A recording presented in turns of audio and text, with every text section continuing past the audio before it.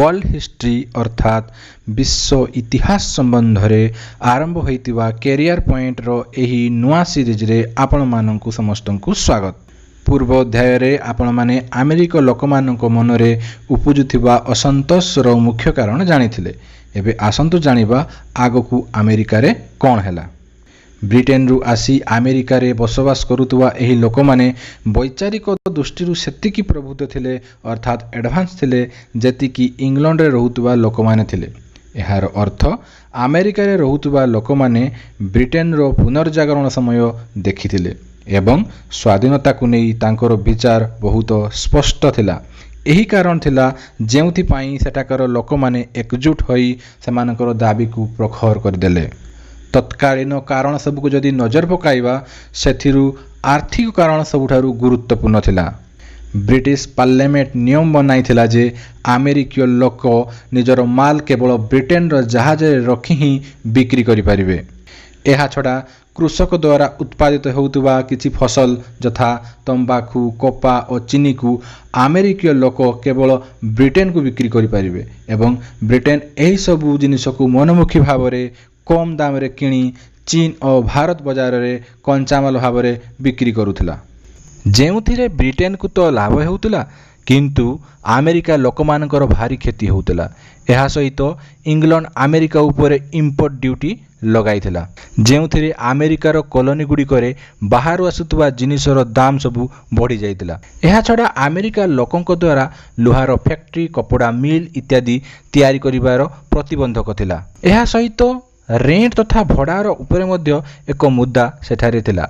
वास्तव में इंग्रेज जमीदार माने पश्चिम अमेरिकार जमी गुड़िक उपरे कब्जा कर रखिथिले। एगुड़िक सेमाने अमेरिकीय लोक मानकु लीज रे देउथिले एवं सेमानक ठारु बहुत भड़ा आदाय करुथिले। सेतेबेले यूरोप रे अस्थिरतार समय थिला। सबु देश निजर उपनिवेश मानकु बढ़ाइबाकु निज निज मध्य रे युद्ध चलाउथिले। ब्रिटिश सरकार मध्य सेमानक मध्यरु जणे थिला। युद्ध रे लढिबा पई अर्थ दरकार एवं एही अर्थ पाइबा पई अमेरिकीय मानक उपरे अकथनीय कर बसाइले। एक नुआ कर स्टाम्प ड्यूटी नाम रे अमेरिका मानक उपरे लगाई देले। एबे अमेरिका मानकु प्रति जिनिस रे किणा बिकार पई इंग्रेज सरकार को कर देबाकु पड़िला। एही कर विरोध रे अमेरिकार बहुत स्थान रे विरोध देखा देला।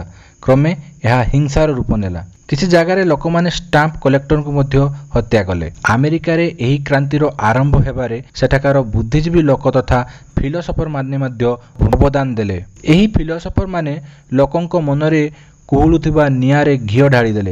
एही फिलोसोफर मानक मध्यरे लॉकी हेरिंगटन मिल्टन परी लोक माने अमेरिका मानकु तांकर अधिकार विषय रे परिचय करा देले। थॉमस पेन तो खुलम खुला इंग्रेज मानक विरोध रे स्वर उत्तोलन कले। से कॉमन सेंस नामक एक पत्रिका रे लेखा लिखिले।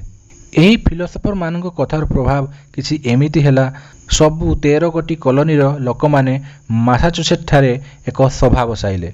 एही सभा रे यह घोषणा हैला जे इंग्लिश पार्लियामेंट रो अमेरिकन मानक उपरे टैक्स बसाइर कौनसी अधिकार नहीं एवं एक विश्व प्रसिद्ध नारा देले नो टैक्सेशन विदाउट रिप्रेजेंटेशन। यह सहित ही एही सभा रे ब्रिटेन रो जिनिस सबको वर्जन करिवार धमक दियागला।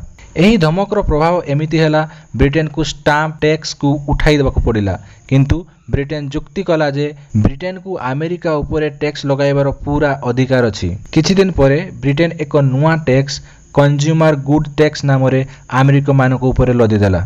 एबे जेउ वस्तु गुडी को उपरे सेमाने टैक्स लगाइबाकु चाहिले सेगुडी को थिला कागज काच चा एवं रंग। अमेरिका माने पुणी यह विरोध रे स्वर उत्तोलन कले एवं कहिले अमेरिका रे टैक्स लगाइबार अधिकार केवल अमेरिकार आंचलिक विधानसभा गुड़िकर अछि। एही टैक्स रो विरोध रे अमेरिका माने इंग्रेज वस्तु सब को व्यवहार करिवार मात्रा 50% को कमाई देले। 1773 मसिया रे अमेरिका इतिहास रे एक घटना हैला जेबे कॉलोनी गुड़िको इंग्रेज जहाज गुड़िकरे बोझई होई आसुतबा चा को अमेरिका रे ओल्हाय को मना करि देले। बोस्टन रो बंदर रे जेबे गवर्नर जहाज रु चा को ओल्हाइबा को आदेश देले अमेरिका नागरिक माने जहाज रे चढ़ी चार पेटी गुड़िको समुद्र को फोपाड़ी देले। एही घटना को बोस्टन टी पार्टी नाम रे इतिहास रे जाना जाए। एहा परे इंग्रेज सरकार बोस्टन रो बंदर को सबु प्रकार व्यवसाय पाई बंद करदेले एवं एहा मानिनेले जे कॉलोनी गुड़िको एबे विद्रोह पाई उत्सुक अछंती। एहा थिला अमेरिका क्रांति आरंभ हेबा समय रे अमेरिकार स्थिति। ଆମର ଆସନ୍ତା ଏପିସୋଡ଼ରେ ଆମେରିକାର ସ୍ୱତନ୍ତ୍ରତା ପାଇଁ ଲଢ଼ା ଯାଇଥିବା ଯୁଦ୍ଧ ବିଷୟରେ ଚର୍ଚ୍ଚା କରିବା। ଧନ୍ୟବାଦ।